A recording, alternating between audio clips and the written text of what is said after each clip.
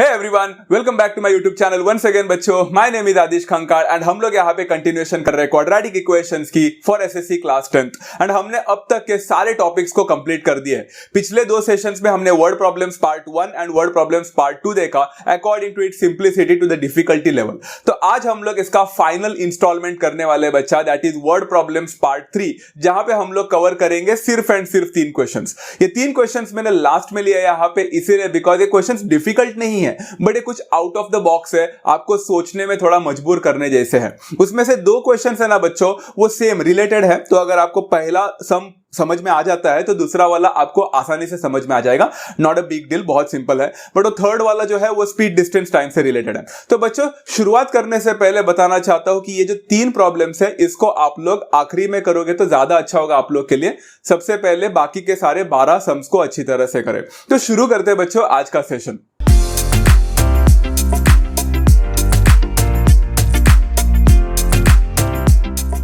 तो आज का सेशन में क्या होने वाला है बच्चों, वर्ड प्रॉब्लम्स को डायरेक्ट समझाता नहीं हो बच्चों. सबसे पहले आपको कुछ चीजों के बारे में बताना चाहता हूं, कुछ एग्जांपल्स देना चाहता हूं. बच्चों मान के चलो आपको जो स्क्रीन दिख रहा है आप लोग के पीछे, मेरे जो पीछे आपको जो पूरा स्क्रीन दिख रहा है, आप चाहो तो लैपटॉप में देख रहे हो या मोबाइल में देख रहे हो, आपको स्क्रीन तो दिख रहा होगा ब्लैक कलर का.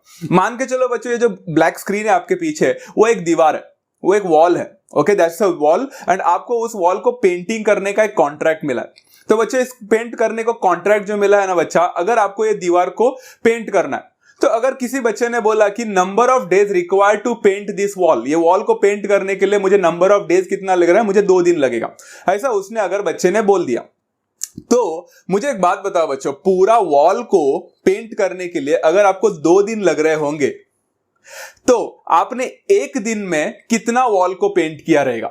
जाहिर सी बात है बच्चा, अब तक तो आपने आंसर दे भी दिया रहेगा. अगर पूरे वॉल को पेंट करने के लिए 2 दिन लग रहे होंगे तो आपने एक दिन में, क्या मैं बोल सकता हूं, 1 day work of you will be the entire, exactly half बचा रहेगा यहां पे, एग्जैक्ट हाफ. तो यहां पे आपने हाफ वॉल को पूरी तरह से पेंट किया रहेगा, क्योंकि आपने एक दिन में अगर हाफ वॉल पेंट किया एंड दूसरे दिन में फिर से और हाफ कर दिया तब जाके आपके 2 दिन में पूरा का पूरा वॉल पेंट हो जाता है. तो इसका कॉन्सेप्ट क्या है ये बाद में समझेंगे, बट फिलहाल के लिए यहां तक एवरीवन अंडरस्टूड? Great work. मान के चलते बच्चा मैं एक दूसरा स्टूडेंट था, उसको बोला कि चलो एक काम करो, तो यहाँ पे 1 डे वर्क तो हाफ लिख लिया. अब है ना दूसरा कॉन्ट्रैक्ट, मैंने बोला दूसरे बच्चे को अच्छा इसने तो 2 दिन लगाया वॉल को पेंट करने के लिए, तुम्हारा क्या सीन है? तो वो स्टूडेंट बोलेगा सर मैं थोड़ा सा आलसी बंदा हूं, तो एक्चुअली मुझे ना पेंट करने में थोड़ा टाइम लगता है. So the number of days required to paint the wall by that student will be 3. मान के चलो कि उस बंदे ने वो पेंट करना है उसको वॉल को, वो 3 दिन लगा रहा है, 3 दिन. तो अगर मैंने उससे पूछा कि अगर तुम 3 दिन लगा रहे हो पूरा वॉल को पेंट करने के लिए तो तुम्हारा एक दिन का काम कितना रहेगा, तुम एक दिन में कितना पेंट करोगे वॉल को? जाहिर सी बात है बच्चा, very very very simple thing to understand. अगर आप लोग देखोगे तो पूरे वॉल में इस बार ना वो हाफ नहीं तो 1/3 ऑफ द वॉल को वो पेंट कर पाएगा. बराबर ना बच्चों, क्योंकि एक दिन में 1/3 करेगा तो उसके बाद में दूसरे दिन में और 1/3 करेगा एंड तीसरे दिन में और 1/3 करेगा तो पूरा वॉल हो जाएगा 3 दिन में. Is that clear to every students बच्चों? आई होप सबको समझ में आ चुका है.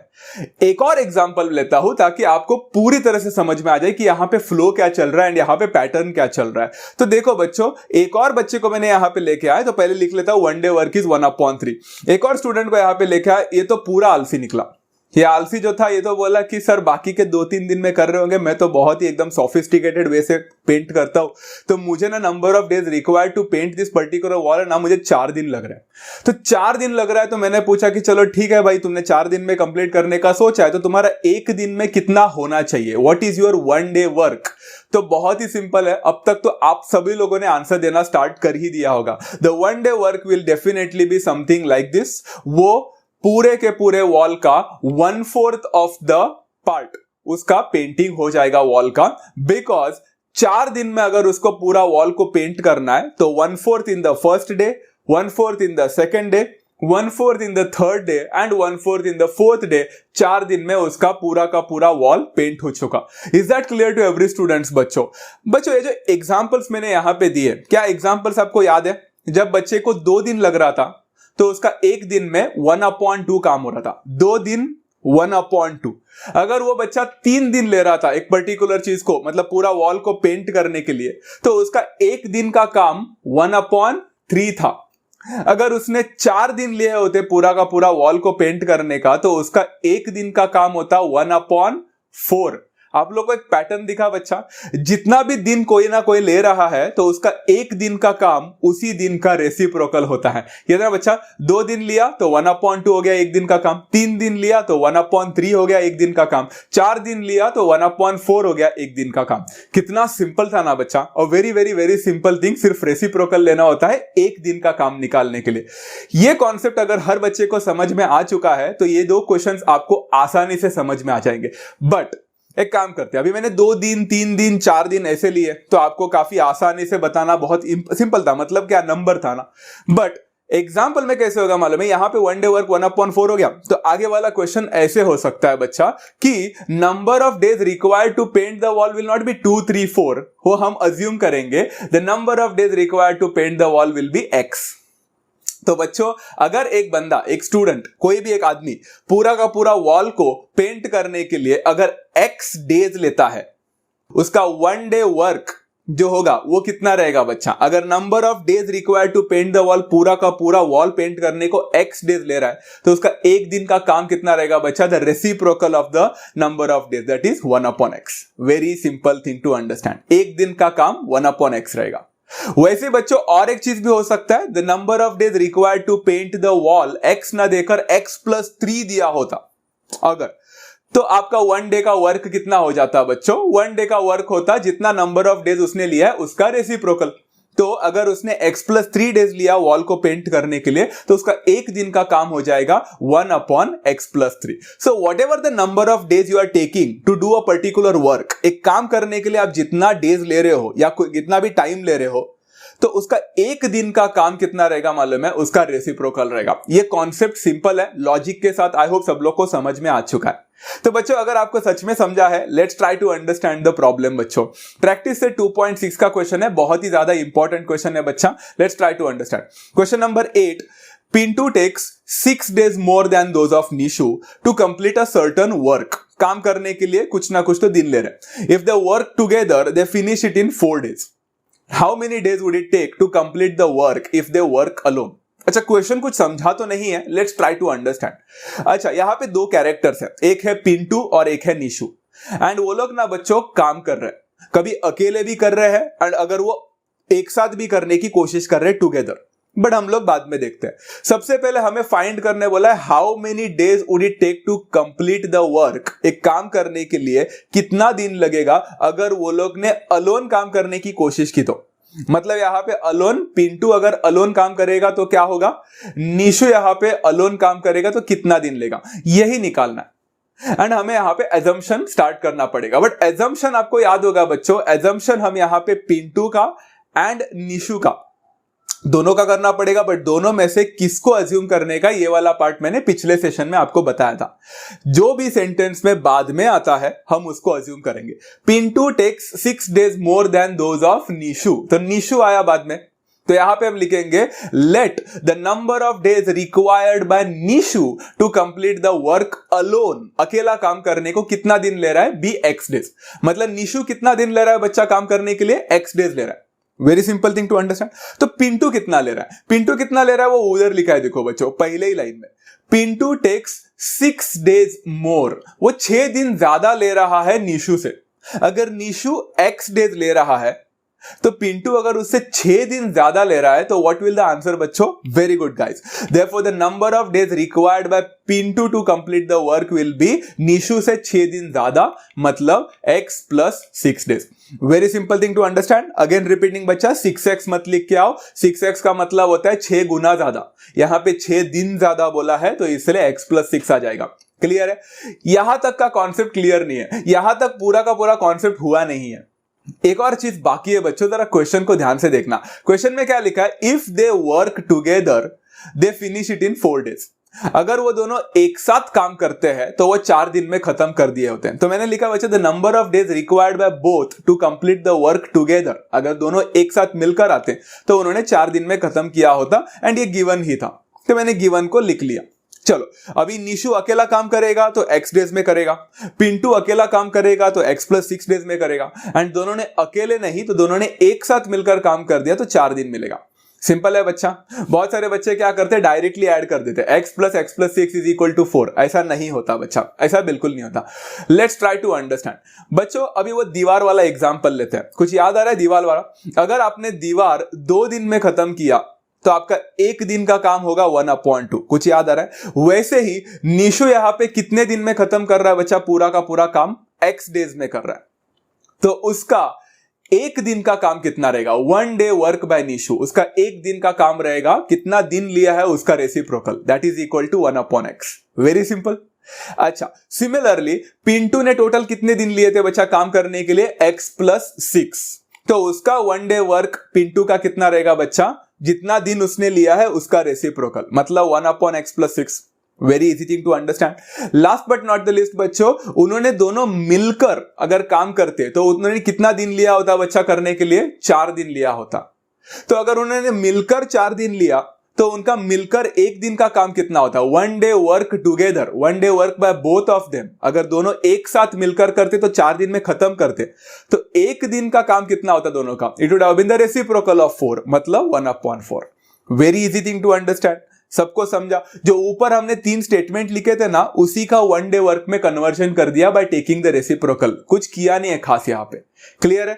चलो अभी ना according to the given condition. बच्चा कंडीशन यहां पे दिया ही नहीं है क्वेश्चन में, बट फिर भी हम बोलेंगे according to the given condition. यहां पे थोड़ा सा दिमाग आपको लगाना पड़ेगा। आपको नहीं लगता बच्चों, ये जो मैं आपको बोलने वाला हूं ध्यान से सुनना, आपको नहीं लगता कि निशु का 1 दिन का काम और पिंटू का 1 दिन का काम दोनों अगर मैं ऐड करूंगा तो वो बन जाएगा दोनों का भी 1 दिन का काम? सिंपल है। निशु का 1 दिन का काम करके वो निकल गया, पिंटू का 1 दिन का काम करके वो निकल गया, एंड ये दोनों को मैं ऐड करता हूं तो दोनों का भी 1 दिन का काम मिल जाएगा। सिंपल है। इसका मतलब यह है बच्चों कि निशु का 1 दिन का काम मतलब 1/x, ऊपर ही लिखा है, एंड पिंटू का 1 दिन का काम मतलब 1/x प्लस 6 लिखा है, एंड ये दोनों का मैं अगर एडिशन करता तो मुझे मिल जाता दोनों का भी टुगेदर वाला 1 दिन का काम, एंड टुगेदर वाला 1 दिन का काम है यहां पे 1/4। इसीलिए तो ये सारे चीजें लिखी थी।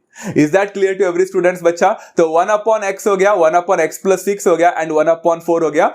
निशु का पिंटू का दोनों का 1 दिन का काम एडिशन इज इक्वल टू दोनों का 1 दिन का काम। इतना ही तो करना था बच्चा, क्वेश्चन खत्म हो गया।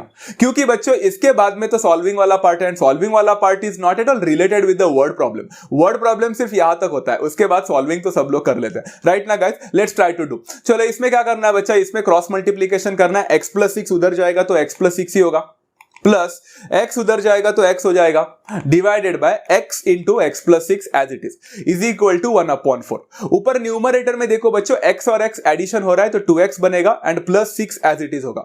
नीचे आप लोग चाहो तो इसको ओपन कर सकते हैं ब्रैकेट को, x इंटू x बनता है x square, and x into plus 6 बनता है plus 6x is equal to 1/4। बला अब तक टली नहीं है, बिकॉज अभी भी हमें क्रॉस मल्टीप्लीकेशन करना बाकी है। चलो क्रॉस मल्टीप्लाई करते वक्त 4 को वहां पे लेके जाओ, 4 मल्टीप्लाइड बाय 2x प्लस 6 हो जाएगा, is equal to x square plus 6x। उधर जाएगा तो x स्क्वायर प्लस 6x ही रहेगा, बिकॉज वहां पे 1 था। इसके बाद में बच्चों I can open the bracket, 4 2 8 होता है 8x, प्लस 6 4 24 होता है, is equal to x square plus 6x हो जाएगा। अब ना क्वाड्रेटिक इक्वेशन लगने लगा है, बट स्टैंडर्ड फॉर्म में अभी भी नहीं है। मैंने तुम लोग को बोला था बच्चा पिछले सेशन में कि x स्क्वायर वाला टर्म कभी लेफ्ट में मत लेके जाना, वहां पे नेगेटिव हो जाएगा तो प्रॉब्लम हो सकता है। Better to take 8x plus 24 to the right hand side. तो x स्क्वायर प्लस 6x तो वैसे ही रहेगा, 8x अगर राइट में जाता है तो माइनस 8x होगा, 24 अगर राइट में जाता है तो माइनस 24 होगा, इज इक्वल टू 0, राइट ना गाइस? अच्छा, x square as it is, 6 minus 8 होता है minus 2x, and minus 24 is equal to 0। आपको क्वाड्रेटिक इक्वेशन मिलना स्टार्ट हो चुका है। ये क्वाड्रेटिक इक्वेशन में बच्चों आपको 24 का ऐसा फैक्टर निकालना है जो माइनस करने पर आपको 2 दे दे। वेरी सिंपल बच्चों, absolutely 6 and 4 are the factor जो माइनस करने पर आपको 2 देता है। But look at that part very carefully again, यहां पे आपको -2 चाहिए, 2 नहीं, तो -2 कैसे मिलेगा बच्चा? -6x plus 4x। Clear?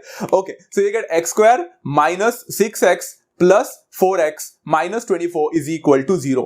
Then you can take the common बच्चा, कॉमन फैक्टर आ जाएगा x, तो x माइनस 6 आ जाएगा इन वन ब्रैकेट। दूसरे इसमें कॉमन फैक्टर है +4 एंड x माइनस 6 आ जाएगा in another bracket is equal to 0, right. You can do बच्चा, यहां पे कॉमन ले सकते हो, फिर से the common bracket in both of them is x minus 6, दूसरे में आ जाएगा x plus 4 is equal to 0। तो या तो x माइनस 6 का वैल्यू 0 रहेगा, नहीं तो x प्लस 4 का वैल्यू 0 होगा। अगर आपको x माइनस 6 का वैल्यू 0 मिला एंड x प्लस 4 का वैल्यू 0 मिला, तो x का वैल्यू क्या रहेगा बच्चा, इट विल बी आइदर +6 या फिर x का वैल्यू हो जाएगा -4। बच्चों दो आंसर मिल चुके हैं, बट इसमें से एक आंसर को डिस्कार्ड करना पड़ता है। आपको तो पता ही होगा, पिछले 2 सेशन से वर्ड प्रॉब्लम पढ़ रहे हैं। यहां पे x का वैल्यू -4 नहीं हो सकता। क्यों नहीं हो सकता? बिकॉज x क्या था बच्चा, x था नंबर ऑफ डेज, याद है बच्चा, दिन। मैंने -4 दिन में काम किया, ऐसा कभी बोलते हो आप लोग कभी जिंदगी में? नहीं ना। तो यहां पे हम लोग बोल सकते the number of days can never B negative, दिन कभी नेगेटिव नहीं हो सकता, इसलिए x का वैल्यू -4 कभी नहीं हो सकता। एंड x का वैल्यू अगर -4 नहीं हो सकता तो x का वैल्यू सिर्फ एक ही रहेगा, that will be 6। Clear, right ना बच्चा। बट ये x का वैल्यू जो था वो सिर्फ एक ही बंदे का हम लोग को मिला है, दूसरे बंदे का x प्लस 6 भी था, कुछ याद आ रहा है बच्चा यहाँ पे? तो x plus 6 was equal to 6 plus 6 that is equal to 12। And finally आपने दोनों का भी आंसर निकाल लिया है। तो फाइनल स्टेटमेंट लिख सकते हो बच्चों, अगर निशु ने अकेले काम किया होता तो उसने 6 दिन लिए होते, एंड अगर पिंटू ने अकेले काम किया होता तो उसने 12 दिन लिए होते वही पीस ऑफ वर्क को करने के लिए। And it is as simple as that। So I hope बच्चों आप लोग को ये क्वेश्चन समझ में आ चुका है। अगर आपको सच में समझा है 60% ही सही, क्यों ना सही, तो आप लोग ना बच्चा दूसरा वाला क्वेश्चन अभी यहां पे देख लेना। ये दूसरा क्वेश्चन मैं यहां पे पढ़ाने वाला हूं ना, एक्चुअल में सेम है, हल्का सा बदल है, सेम टू सेम है बच्चा, सिर्फ ना यहां पे दिन नहीं है, यहां पे घंटे हैं। Instead of taking the days they have taken the hours, but still the question remains the same. Let's try to understand that as well. देखो प्रॉब्लम से 2 का क्वेश्चन है बच्चा, क्वेश्चन नंबर 15, एंड वो बोलते हैं a tank fills completely in 2 hours if both the taps are open. दोनों भी नल अगर मैंने ओपन कर दिए ना, तो वो 2 घंटे में मेरा पूरा का पूरा टैंक जो है वो कंप्लीटली भर जाएगा, दोनों। If only one of the taps is open at the tap, the smaller tap takes 3 hours more than the larger one to fill the tank. How much time does each take to fill the tank completely? अब आप लोग बोल रहे हैं कि sir कैसे related है पिछले वाले से, कुछ समझ में नहीं आया। Let's try to relate the previous question with this question. देखो बच्चों, पिछले क्वेश्चन में निशु और पिंटू थे, तो यहां पे निशु और पिंटू के जगह पे smaller tap and larger tap आ गया, बराबर है। उस टाइम भी वो कुछ ना कुछ तो काम कर रहे थे, यहां पे भी स्मॉलर टैप और लार्जर टैप कुछ काम कर रहे हैं टैंक भरने का। तो उधर भी काम हो रहा था, पूरा कंप्लीट करना था, इधर भी टैंक भरने का काम हो रहा है ना बच्चा। एंड यहां पे भी पूछ रहा है कि कितना टाइम लगेगा दोनों को भी टैंक को भरने के लिए, अकेले अकेले अगर भरेंगे तो। सेम चल रहा है वहां पे, एब्सोल्युटली। वहां पे एजम्पशन हमने किया था जो बाद में आया था। तो इधर देखो बच्चों, सेकंड लाइन देखो, the smaller tap takes 3 hours more than the larger tap. Smaller tap takes 3 hours more than the larger tap, जो बाद में आता है उसको अज्यूम करना है, तो यहां पे लार्जर टैप को अज्यूम करेंगे। So let the time taken by the larger tap to fill the tank.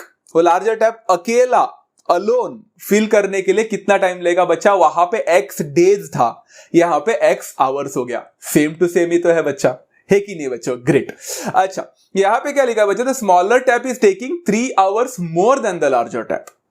तो अगर लार्जर टैप ने x आवर्स लिया तो यहां पे 3 घंटा ज्यादा ले रहा है, तो कहना है इसे बच्चा the time taken by the smaller tap to fill the tank alone, अकेले ने काम किया होता तो उसने 3 घंटा ज्यादा लिया होता लार्जर टैप से, मतलब x प्लस 3 होता। Is that clear? सिर्फ बच्चों यहां पे 6 दिन था वहां पे ज्यादा, यहां पे 3 ज्यादा हो गया, बट वहां पे दिन थे एंड यहां पे आवर्स है, बस इतना ही तो है।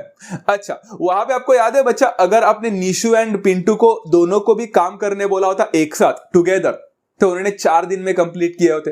वैसे ऊपर देखो बच्चा, सबसे पहला statement, a tank fills completely in 2 hours if both the taps are open. अगर दोनों भी टैप ओपन होते, मतलब दोनों एक साथ काम कर रहे हैं, तो उन्होंने 2 hours में कंप्लीट किया होता। Sorry 2 hours, okay. तो यहां पे 2 hours में कंप्लीट किया होता। Can I say the time taken by both the taps together is equal to 2 hours। A very very very simple thing to understand. कुछ भी तो नहीं था बच्चा, यहां पे सेम टाइप ऑफ क्वेश्चन चल रहा है। बट हम लोग इसका पता याद है बच्चों, अभी ना यहां पे हम लोग ने लास्ट टाइम क्या किया था, 1 day वर्क ऐसा लिखा था, बराबर ना बच्चा। यहां पे क्या होगा बच्चों मालूम है? अभी अगर आपका पूरा का पूरा टैंक भरने के लिए, लार्जर टैप जो था वो पूरा का पूरा टैंक भरने के लिए अगर x आवर्स लगाता है तो उसने 1 आवर में कितना किया होगा। उधर हमने इतना इतना डेज था तो 1 डे में कितना है पूछ रहे थे ना, एक दिन का काम। यहां पे दिन नहीं है ना, यहां पे 1 आवर है। तो लार्जर टैप 1 घंटे में पूरा टैंक का कितना पोर्शन भरेगा। सिंपल है, अगर he is taking x hours entirely to fill the tank, तो portion of the tank filled in 1 hour will be 1 upon x। Very simple thing to understand, उसी का रेसिप्रोकल लेने का है, हमने बोला था बच्चा, राइट ना। अभी स्मॉलर टैप ने टोटल टैंक को फिल करने के लिए x+3 आवर्स लगाए, तो बच्चा the portion of the tank filled by the smaller tap in 1 hour, अगर वो 1 घंटे में कितना भरता, अगर वो पूरा का पूरा भरने के लिए x+3 आवर्स लेगा तो 1 घंटे में कितना भरेगा, it will be 1 upon x+3। That's the portion that it could fill. Very simple.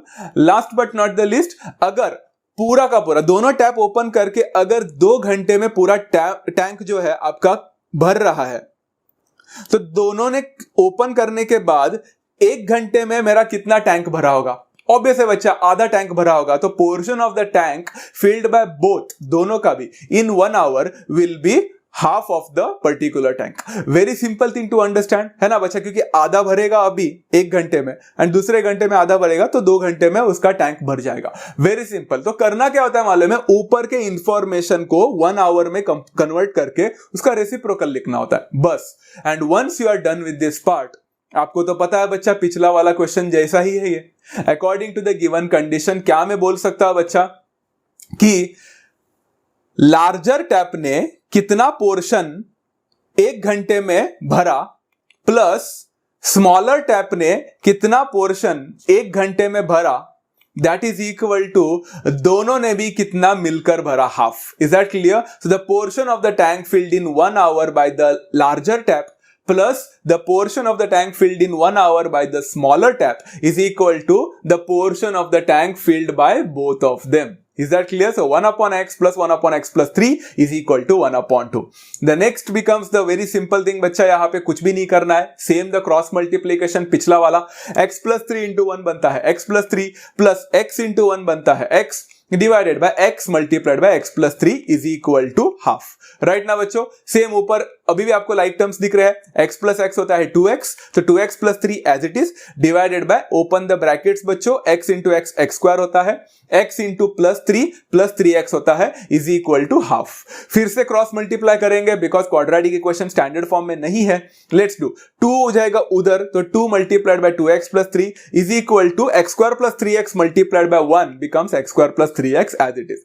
Open the brackets बच्चों, तो यहां पे 2 2 होता है 4x प्लस 2 3 होता है 6 is equal to x square plus 3x। x square plus 3x को लेफ्ट में लेके जाएंगे क्या? नहीं। 4x plus 6 को राइट में लेके जाएंगे, यस। तो यहां पे हो जाएगा बच्चा x square plus 3x as it is, 4x उधर जाएगा तो -4x प्लस 6 उधर जाएगा तो -6 इज इक्वल टू 0। बट हाँ, यहां पे अभी भी लाइक टर्म्स को सॉल्व करना बाकी है, तो 3x minus 4x होता है बच्चा -x एंड यहां पे -6 is equal to 0। Now you need to factorize this quadratic equation. 6 का ऐसा फैक्टर निकालना है बच्चों जो आपको माइनस करने पर 1 दे। यहां पे माइनस करने पर 1 देने वाला कौन सा फैक्टर है? 3 2 एब्सोल्युटली बच्चा, 3 और 2 को माइनस करने पर 1 देता है। बट अगेन बच्चों डोंट फॉरगेट दैट वहां पे मिडल टर्म 1 नहीं है, -1 है। -1 कैसे मिलेगा बच्चों? -3 करके प्लस 2 करके, सिंपल। तो यहां पे मिलेगा x square minus 3x plus 2x minus 6 is equal to 0। As simple as that.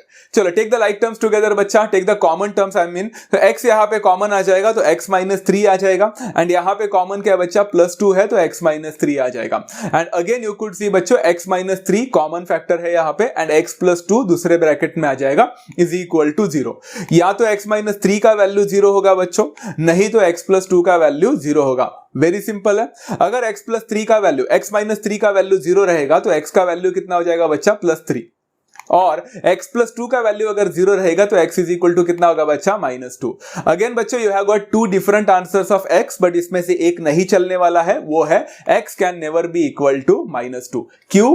क्योंकि इस बार ना हम लोग x जो है बच्चा आपका वो टाइम है, कितना टाइम लगा रहा है, कितने घंटे लगा रहा है, how many hours is is taking, right ना बच्चों। से यहां पे लिख सकता हूं the time can never B negative, इसलिए x can never B -2।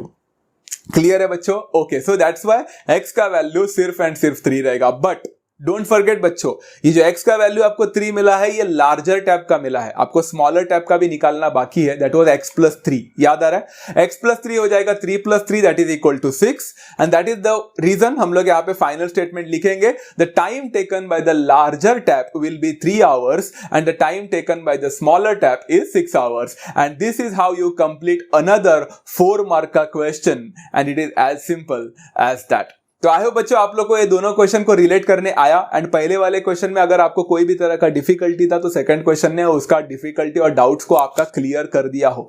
I hope बच्चों आप लोग को सारी चीजें समझ में आ चुकी है, राइट ना गाइस? अच्छा, अगर आपको सबको समझ में आ चुका है तो let's go for the last question for today guys, that's the final one. ये जो फाइनल वन जो लेने वाला ना बच्चों, ये सबसे ज्यादा डाउट सॉल्विंग में आया हुआ क्वेश्चन है। हर बच्चा मुझे बोलता है, अब तक अगर आपको पता नहीं चल चुका है मैं किसके बारे में बात कर रहा हूं, तो I am talking about the upstream and downstream. चलो, अगर आप लोगों ने नाम कभी सुना नहीं है कोई बात नहीं बच्चा, हम लोग सुनेंगे what do mean by upstream and downstream, but उसके पहले एक इलस्ट्रेशन। क्वेश्चन स्टार्ट करने से पहले बच्चों यहाँ पे इलस्ट्रेशन देखो, यहाँ पे एक ब्यूटीफुल सा एक नजारा दिख रहा है बच्चों आप लोग को।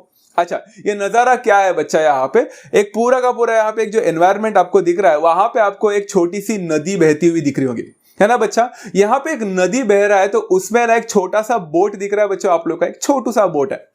ये जो बोट है ना बच्चों, ये बोट और ये नदी का कुछ ना कुछ तो अभी एक यहाँ पे संबंध है, and we are going to try to understand this part. तो जरा ध्यान से देखना बच्चा, यहाँ पे ना सबसे पहले मैं आपको बताना चाहता हूं बच्चों, 2 टाइप के वाटर बॉडीज होती है। एक वाटर बॉडी होता है बच्चा जो कभी नहीं हिलता, एक स्टिल वाटर बोलते हैं हम उसको। स्टिल वाटर का मतलब होता है पानी का बहाव नहीं होता बच्चा, उसमें पानी हमेशा एक जगह पे स्टिल रहता है।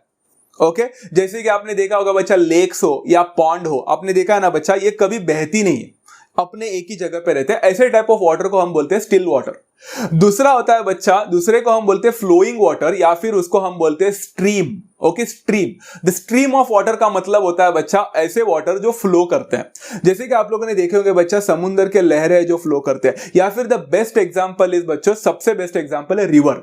आपने देखा होगा बच्चा, रिवर हमेशा फ्लो होता है एक पर्टिकुलर डायरेक्शन में, है ना बच्चों? आपने देखा होगा। तो हम यहाँ पे रिवर का ही एक एग्जांपल लेंगे जहां पे पानी बह रहा है।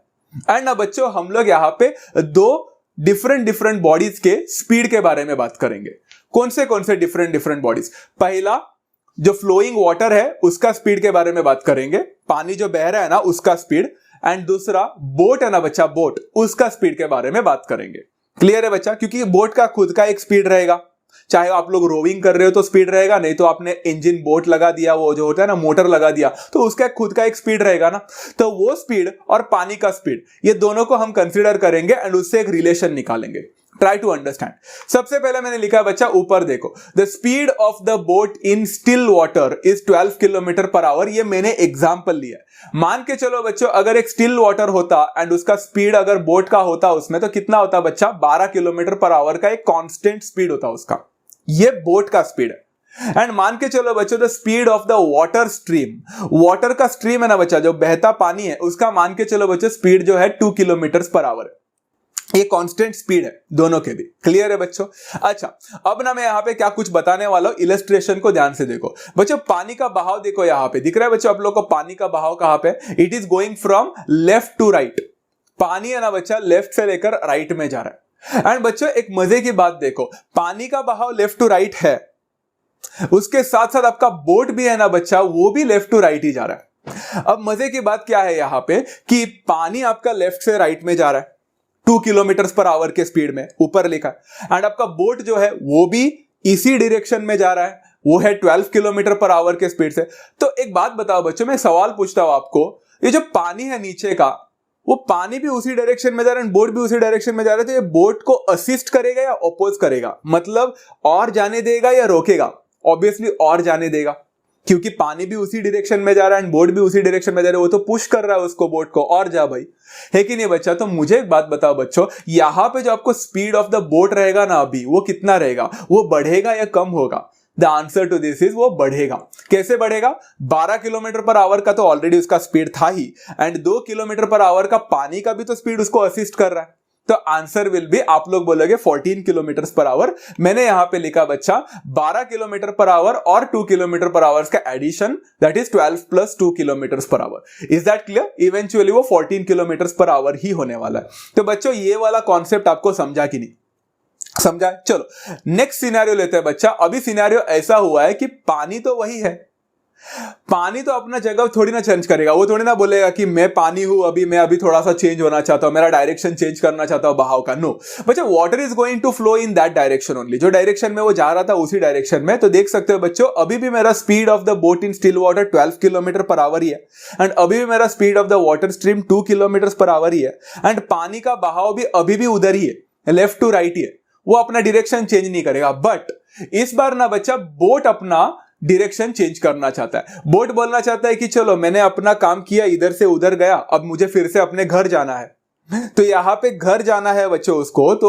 अभी उल्टा डायरेक्शन में जा रहा है। तो बोट ने कुछ ऐसे अपना शेयर किया। तो everyone tell me over here, this is an interesting part, कि अभी जो बोट आपका जा रहा था ऐसे, पानी तो अभी भी इसी डायरेक्शन में जा रहा है। तो आपको नहीं लगता बच्चा, जो बोट अपने 12 किलोमीटर पर आवर के स्पीड से जा रहा था, पानी अभी उसको थोड़ा सा अपोज करने की कोशिश करेगा, बिकॉज अगेंस्ट द डायरेक्शन है ना बच्चा, ऑपोजिट डायरेक्शन में जा रहे हैं। तो इस बार जो 12 किलोमीटर पर आवर के स्पीड से आपका बोट जाना चाहिए था, क्या उसी स्पीड से वो जाएगा क्या? The answer to this is no. But इस बार अपोज हो रहा है बच्चा, अपोजिशन हो रही है यहां पे।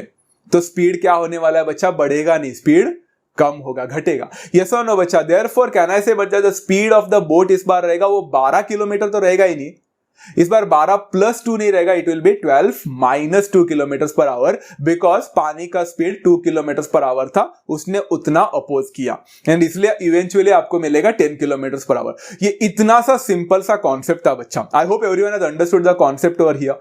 चलो कॉन्सेप्ट तो समझ में आ चुका है, बट इससे रिलेटेड अब तक जो मेन इंपॉर्टेंट वर्ड्स है वो अब तक हम लोग को समझा नहीं है, टर्मिनोलॉजीज नहीं समझी है। तो टर्मिनोलॉजीज को समझते हैं बच्चा। पहला कंडीशन था बच्चा, the speed of the boat हमें मिला था 12 प्लस 2 किलोमीटर पर आवर, जहां पे स्पीड बढ़ा था। दूसरा सिनेरियो हमें मिला था बच्चा, स्पीड ऑफ द बोट था 12 माइनस 2 किलोमीटर पर आवर, जहां पे स्पीड कम हुआ था। अच्छा, ये चीज को समझने के लिए ना बच्चों, आप लोग को मैं कुछ बात बताना चाहता हूं। सबसे पहले बच्चों बताओ, speed of the boat 12 plus 2 था, मतलब speed of the boat increase हुआ था, एंड दूसरा कंडीशन में speed of the boat decrease हुआ था। यहां तक तो सबको समझा है। अच्छा, एक और सिनेरियो बताना चाहता हूं बच्चों, सवाल पूछना चाहता हूं आप लोगों से, आप मुझे जवाब देना। अगर आपने एक सीढ़ी चढ़ने की कोशिश की, तो सीढ़ी को चढ़ते वक्त बच्चा, आप ऐसा सीढ़ी को चढ़ रहे हो, मेहनत कर रहे हो, ऊपर पहुंच रहे हो, आपको जाहिर सी बात है बच्चा, वक्त बहुत लगेगा सीढ़ी को ऊपर चढ़ते वक्त। बट बच्चा, सीढ़ी का चढ़ने के बाद, काम होने के बाद अगर आप नीचे उतरते हो, तो आपका स्पीड बहुत ही फास्ट हो जाएगा। आपको नहीं लगता बच्चा, आप बहुत ही स्पीड में नीचे उतरोगे? ये एक सिनेरियो आप है ना हिल क्लाइंबिंग में भी देख सकते हो, हर जगह पे देख सकते हो बच्चों, कि आप जब भी है ना ऊपर जाते हो ना, अगेंस्ट द ग्रेविटी ऊपर चढ़ने की कोशिश करते हो, आपका स्पीड कम होता है। एंड अगर आप with the help of the gravity के असिस्टेंस में नीचे कूदते हो या कुछ भी होता है, तो स्पीड बहुत फास्ट हो जाता है। बराबर ना बच्चा? ये चीज हम लोग को पहले से ही पता है कि स्पीड जब बढ़ती है, कब बढ़ती है? जब हम नीचे गिरते हैं, डाउन में आते हैं तो स्पीड बढ़ता है, एंड हम ऊपर जाते, अप में जाते हैं तो स्पीड कम होता है। सिंपल है बच्चा, ये तो याद रहेगा सब लोग को। तो यहां पे देखो बच्चा, the speed of the boat is increased. पहला सिनेरियो दिख रहा है बच्चा, speed of the boat increase हुआ है। इंक्रीज कब होगा बच्चा? when you are going to go down, इसलिए ऐसे टाइप ऑफ स्ट्रीम को बोला जाता है down stream. Is that clear to everyone? So down stream is a particular चीज, ऐसा स्ट्रीम है जहां पे तुम्हारा स्पीड बढ़ेगा, बिकॉज तुम डाउन जा रहे हो। And at the same time speed of the boat decrease हो रहा है बच्चा। डिक्रीज कब होता है बच्चों? जब आप ऊपर जाते हो, and that's why this phenomenon is called as the upstream, and it's a very very very simple concept बच्चा। समझा बच्चों? डाउनस्ट्रीम एंड अपस्ट्रीम का समझा। डाउनस्ट्रीम मतलब क्या? स्पीड बढ़ेगा। अपस्ट्रीम मतलब क्या? स्पीड घटेगा। सिंपल है। कैसे? क्योंकि डाउन में जाते हो स्पीड बढ़ता है, अप में जाते हो स्पीड घटता है। और वेरी सिंपल कॉन्सेप्ट बच्चा। अगर आपको ये सच में समझ में आ गया तो ये क्वेश्चन आपके लिए बहुत ही सिंपल है बच्चों। Let's try to understand this question guys. Practice से 2.6 का क्वेश्चन है, द लास्ट क्वेश्चन बच्चों, question number 7। Pratik takes 8 hours to travel 36 kilometre downstream and return to the same spot. बच्चों यहां पे देखो, 36 किलोमीटर डाउनस्ट्रीम तो बोला है, एंड अपस्ट्रीम का वर्ड कहीं पे भी जिक्र नहीं है। बट बच्चों 36 किलोमीटर डाउनस्ट्रीम जाकर return to the same spot, मतलब वो return to the same spot का मतलब ही अपस्ट्रीम है। Is that clear? क्योंकि वो डाउनस्ट्रीम जा रहा है 36 किलोमीटर, तो उधर से फिर से रिटर्न करेगा तो अपस्ट्रीम ही आएगा ना बच्चा। Is that clear? तो 36 किलोमीटर डाउनस्ट्रीम जा रहा है एंड 36 किलोमीटर अपस्ट्रीम आ रहा है, ये आपको अज्यूम करना है। यहाँ पे same spot, the speed of the boat in still water is 12 kilometre per our, find the speed of the water current. अच्छा, मैं आपको कुछ सवाल बताना चाहता हूं। फर्स्ट ऑफ ऑल बोला है find the speed of the water current. बच्चों वाटर करंट का मतलब ही होता है stream, water current, water flowing, उसको ही स्ट्रीम बोलते हैं। So let the speed of the water current be x kilometre per hour, क्योंकि हमने वही निकालना है, हमें वही निकालना है। एंड यहां पे दिया है बच्चा the speed of the boat in still water देके रखा है 12 किलोमीटर पर आवर। आपको याद आ रहा है बच्चा, ये एग्जांपल सेम टू सेम मैंने लिया है, सिर्फ इतना है कि हमारा speed of the boat in still water 12 kilometre our था, बट वाटर करंट हमने 2 किलोमीटर पर आवर लिया था। यहां पे x किलोमीटर पर आवर है, बिकॉज हमें वो फाइंड करना है। Simple question. अच्छा, मुझे एक बात बताओ बच्चों, therefore the speed of the boat in downstream कितना रहेगा? हमने क्या सीखा बच्चा? डाउनस्ट्रीम में स्पीड बढ़ता है, डाउन में स्पीड बढ़ता है। बोट का स्पीड ऑलरेडी स्टिल वाटर में 12 था एंड आपका वाटर करंट का स्पीड x हो गया, तो what will be the new speed बच्चा डाउनस्ट्रीम में? यस बच्चों, it will become 12 plus x kilometre per hour. Simple to understand. उसी हिसाब से बच्चों मुझे एक बात बताओ, speed of the boat in upstream कितना रहेगा बच्चा? स्पीड कम हो जाएगा, मतलब it will become 12 minus x kilometre per hour. Very simple thing to understand. Downstream में स्पीड बढ़ेगा x किलोमीटर से, अपस्ट्रीम में स्पीड घटेगा x किलोमीटर से। Very simple. चलो अब ना इस चीज को और अच्छी तरह से बताने के लिए मैं यहां पे टेबल बताना चाहता हूं बच्चों, क्योंकि table always makes the thing easier. बहुत सारे बच्चे बोलते हैं सर टेबल बनाना इजी होता है क्या, या फिर टेबल बनाना इंपॉर्टेंट है क्या एग्जाम में, या फिर टेबल बनाए तो मार्क्स मिलता है क्या? फर्स्ट ऑफ ऑल टेबल बनाने से मार्क्स मिलेगा। सेकंड ऑफ ऑल बच्चा, टेबल बनाने से उल्टा आपका वर्किंग वाला पार्ट, लिखने वाला पार्ट कम हो जाता है। So you can easily make the table, you can understand it. Let's try to understand. सबसे पहले यहां पे बच्चों कॉलम मैंने क्या लिखा है? यहां पे लिखा है अपस्ट्रीम, दूसरे कॉलम में लिखा है डाउनस्ट्रीम। एंड यहां पे तीन जो जगह है वो किसके लिए है? सबको पता है। सबसे पहले आ जाएगा स्पीड, नीचे आ जाएगा डिस्टेंस एंड नीचे आ जाएगा टाइम। ओके, अब आप लोग सोच रहे होंगे सबसे पहले क्या आ जाएगा बच्चा? स्पीड ऑफ अपस्ट्रीम पूछा है। स्पीड ऑफ अपस्ट्रीम तो हमने अभी अभी निकाला बच्चों। What is the speed of upstream? Yes बच्चा, it was 12 minus x kilometre per hour. What is the speed of downstream बच्चा? It was 12 plus x kilometre per our. दोनों लिख लिए। आपको चाहो तो यूनिट लिखना है तो लिख सकते हो। डिस्टेंस निकालने बोला है बच्चा। अभी जरा देखो ध्यान से, क्वेश्चन को ऊपर देखो। Prateek takes 8 hours to travel 36 kilometre downstream. तो 36 किलोमीटर हम लोग को डाउनस्ट्रीम बोला है and return to the same spot बोला है, मतलब आते हुए रिटर्न भी वो 36 किलोमीटर ही आएगा ना। तो अपस्ट्रीम के लिए भी 36 किलोमीटर डिस्टेंस है एंड डाउनस्ट्रीम के लिए भी 36 किलोमीटर ही डिस्टेंस है। दोनों टाइम पे वो 36 किलोमीटर ही डिस्टेंस को कवर कर रहा है। क्लियर है? अच्छा, last but not the list, अभी टाइम का यहां पे जिक्र नहीं हुआ है। अगर आपको लगता है टाइम देखो 8 आवर्स लिखा है तो दोनों जगह पे 8 आवर्स लिखते हैं। नो बच्चों, प्रतीक टेक्स 8 आवर्स, टोटल 8 आवर्स लगाता है पूरा का पूरा जर्नी तय करने के लिए। यहां पे ना अपस्ट्रीम में कितना टाइम लगा है एंड डाउनस्ट्रीम में कितना टाइम लगाया है ये पूछा है। आपका ध्यान है ना यहां पे? ग्रेट। तो यहां पे देख सकते हैं बच्चों, अगर टाइम बच्चों, what is the formula for time? Time का फॉर्मूला था बच्चा डिस्टेंस अपॉन स्पीड। कुछ याद आ रहा है? अच्छा, यहां पे मेरा distance is 36 and my speed is 12 minus x। Upstream में डिस्टेंस देकर रखा है एंड स्पीड भी देकर रखा है। टाइम फॉर डाउनस्ट्रीम कितना है? डिस्टेंस कितना दिया है? 36 ही है, अपॉन अपना स्पीड कितना है बच्चा? 12 प्लस x है। Very simple thing to understand, बराबर है। अभी मैं बोल सकता बच्चा यहां पे प्रतीक का अपस्ट्रीम का टाइम जो लगाया उसने वो 36 अपॉन 12 माइनस x है एंड डाउनस्ट्रीम के लिए उसने टाइम लगाया वो 36 अपॉन 12 प्लस x है। क्लियर है? अच्छा, अभी जरा दिमाग लगाओ बच्चों, बहुत सिंपल सा दिमाग है। आपको नहीं लगता बच्चा प्रतीक ने डाउनस्ट्रीम जाने के लिए जितना टाइम लगाया होगा प्लस प्रतीक ने उधर से अपस्ट्रीम में आने के लिए जितना टाइम लगाया होगा, ये दोनों का टाइम अगर मैं ऐड करता हूं तो it becomes the total time of the journey. The time taken by Pratik for downstream plus the time taken for by Pratik in upstream is equal to the total time. Simple था। तो यहां पे क्या मैं बोल सकता बच्चा, according to the given condition upstream वाला टाइम जो कि है 36 upon 12 minus x plus downstream वाला टाइम जो कि 36 upon 12 plus x and that will lead to the total time taken। ऊपर अंडरलाइन दिया है Prateek takes total time as 8 hours, तो इसका दोनों का एडिशन 8 आवर्स हो जाएगा। Very simple thing to understand. Clear है बच्चा?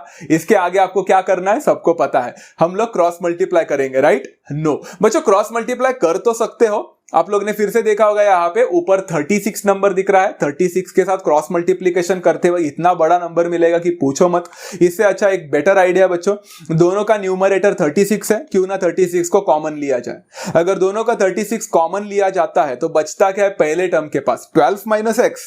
नो, क्या बचता है बच्चों, 1/12 माइनस एक्स। वेरी गुड बच्चा, क्योंकि 36 गया है तो ऊपर 1 है, राइट ना, प्लस 36/12 प्लस एक्स में से 36 गया तो बचा क्या, बचा 1/12 plus x is equal to 8। Clear है, थोड़ा डिफिकल्ट जा सकता है बच्चों ये वाला पार्ट, जरा ध्यान से देखना। अभी ना मैंने क्या किया मालूम है बच्चों, वो 36 दिख रहा है आप लोग को, वो 36 को मैंने ना राइट में शिफ्ट कर दिया, वो 8/36 बनने वाला है, एंड बाकी का जो ब्रैकेट के अंदर है ना उसका क्रॉस मल्टीप्लीकेशन किया। तो बच्चों सबसे पहला क्रॉस मल्टीप्लीकेशन क्या होगा, 12 प्लस एक्स इंटू 1 बनेगा 12 plus x, plus 12 minus x into 1 कितना बनेगा, 12 माइनस एक्स, डिवाइडेड बाय नीचे आ जाएगा 12 minus x multiplied by 12 plus x. And देख सकते हो बच्चों आप 8 के साथ अपॉन 36 आ गया, बिकॉज वो 36 वहां पे था ना जो नहीं चाहिए था मुझे लेफ्ट में, मैंने राइट में शिफ्ट कर दिया, अपॉन 36 बन गया। क्लियर है।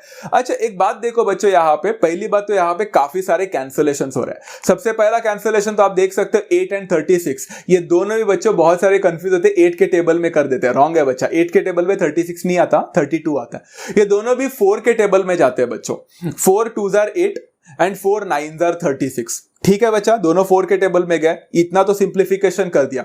लेफ्ट हैंड साइड में क्या क्या सिंप्लीफिकेशन हो सकता है, पहली बात तो देखो बच्चों, न्यूमरेटर में आपको प्लस एक्स और माइनस एक्स कैंसल होता हुआ दिख रहा होगा, एंड 12 प्लस 12 24 होता है, तो मैंने यहां पे डायरेक्टली 24 लिख लिया। क्लियर है। और एक चीज बच्चों, नीचे अगर आप लोग देख रहे होंगे तो आपको नीचे a minus b a plus b का एक फॉर्मेट दिख रहा है। ये 8th स्टैंडर्ड में आप लोगों ने सीखा था, a plus b a minus b is a square minus b square. याद आ रहा है बच्चा? Yes, a square minus b square होता है बच्चा, यहां पे बनेगा 12 स्क्वायर माइनस एक्स का square, and that will lead to the answer as 2/9। Very simple. चलो ग्रेट, इतना हो चुका है बच्चों। अभी क्या हम लोग आगे वाला क्रॉस मल्टीप्लीकेशन स्टार्ट करें? चलो यहां पे क्रॉस मल्टीप्लीकेशन कैसे होगा, 24 मल्टीप्लाइड बाय 9 बनेगा is equal to 2 multiplied by 12 square minus x square बनेगा। क्लियर है बच्चा? अभी आप लोग सवाल उठ रहे होंगे, सर 12 का स्क्वायर 144 आपने लिखा कि नहीं? आपको लिखना है तो लिख सकते हो, मैंने बाद में लिखा। अब ना बच्चों यहाँ पे एक इंटरेस्टिंग पार्ट है, काफी सारे बच्चे 24 और 9 को मल्टीप्लाई करके आते हैं। अगर आपको करना है तो आप कर सकते हैं, मैंने नहीं किया। क्यों? बताता हूं। 24 और 9 मल्टीप्लाई करके मैं अपना टाइम वेस्ट नहीं करना चाहता था, तो मैंने क्या किया, 24 और 9 को वैसे ही रख के, वो जो 2 दिख रहा है बच्चा राइट हैंड साइड में, वो 2 को भी यहां पे शिफ्ट करके डिवाइडेड बाय 2 कर दिया, इज इक्वल टू 12 का स्क्वायर माइनस एक्स का स्क्वायर लिखा। क्लियर है। अब देख सकते हो बच्चों 2 के टेबल में 24 आराम से आ जाता है, तो मैं पहले ही कैंसिल कर देता हूं। क्यों 24 और 9 का मगजमारी करो? आपको करना है तो कर सकते हैं। 2 1s are 2 होता है बच्चा, 2 12s होता है, and as you could see बच्चा ऊपर 12 इंटू 9 मिला है। 12 into 9 is comparatively more easier than 24 into 9। यहां पे 108 मिलेगा, एंड आपका 12 का स्क्वायर मैंने अभी ओपन कर दिया, 144 माइनस एक्स का स्क्वायर, एक्स स्क्वायर रहेगा। क्लियर है बच्चा? चलो माइनस एक्स स्क्वायर को वहां पे लेके जाओ, प्लस एक्स स्क्वायर बनेगा, तो 108 को यहां पे लेके आओ, उसका बनेगा 144 माइनस 108। क्लियर है बच्चा? चलो अगर एक्स स्क्वायर का वैल्यू यहां पे 144 माइनस 108 मिला, तो 144 माइनस 108 होता है बच्चा 36। अब बच्चों एक्स स्क्वायर का वैल्यू अगर मुझे यहाँ पे 36 मिलता है, तो एक्स का वैल्यू कितना रहेगा बच्चों? ये मेरा सवाल है आप लोगों के लिए। What will be the value of x over here? The answer to this is x का वैल्यू रहेगा 6। बच्चों बराबर ना? Wrong again. बच्चों मैंने काफी टाइम बताया, क्वाड्रेटिक इक्वेशन में हमने क्या सीखा था बच्चा? Whenever we take a square root, हमारे पास कितने पॉसिबल सॉल्यूशंस होंगे? 2 सॉल्यूशंस। तो यहाँ पे x का वैल्यू होगा या तो प्लस, नहीं तो -6। Very easy thing to understand बच्चा, पक्का समझा? मतलब या तो x का वैल्यू यहाँ पे +6 होगा, नहीं तो x का वैल्यू यहाँ पे -6 होगा। क्लियर है बच्चों? बट x का वैल्यू यहाँ पे -6 नहीं हो सकता। क्यों नहीं हो सकता बच्चों -6 यहाँ पे x का वैल्यू? बिकॉज x ये स्पीड था हमारा, तो x का वैल्यू स्पीड है, तो speed can not be negative. Is that clear to everyone? तो यहाँ पे हमारे पास x का वैल्यू 6 एक ही बचता है बच्चा, and that is 6, and x is equal to 6 is a final answer. Therefore I can say बच्चा the speed of the water current, जो कि वाटर करंट या फिर स्ट्रीम बोला था, that will be 6 kilometres per hour, and that's how you conclude another 4 mark question which is related to upstream, downstream and speed, distance and time, and it was as simple as that. तो ऐसे type of questions आपको पूछे जा सकते हैं बच्चा external type of questions में। अगर ऐसे टाइप ऑफ क्वेश्चन एग्जाम में आएगा तो बोर्ड्स में, तो थोड़ा सा एक्सटर्नल टाइप के क्वेश्चन पूछते हैं ना, तो ऐसे टाइप के क्वेश्चन जरूर पूछा जा सकता है। आई होप बच्चों आप लोग को ये तीनों क्वेश्चन समझ में आ चुके हैं। a bit tricky, a bit difficult बच्चों, I can literally understand and truly say, but as I said बच्चों, you have to maintain the discipline of watching my first session first of all, word problems part 1. If you understood that part completely, go to word problems part 2 and then and only then shift to word problems part 3. Otherwise अगर आप लोगों ने word problems part 3 को पहले करने की कोशिश की तो मैं गारंटी बोल सकता हूं आपको जल्दी से इतना तो अच्छी तरह से समझ में आ नहीं जाएगा. तो you have to go for the first 2 sessions, installments को देखो, फिर third installment में आना. Is that clear बच्चा? So that's it from my side बच्चों. Quadratic equation comes to an end over here. It was really nice teaching you all, and the next session that we are going to cover will be the Pythagoras theorem. So stay tuned बच्चों. Do hit the like button if you like this session बच्चों. Share करना ना भूले and subscribe करना ना भूले and notification bell को भी क्लिक करना बच्चा, ताकि आपको सारे notifications right on time मिलेगा. बच्चों इतना ही बोलकर निकलता हूं आज के सेशन में. Bye bye everyone. Do take care of yourself. Love you all. Thank you so much and bye.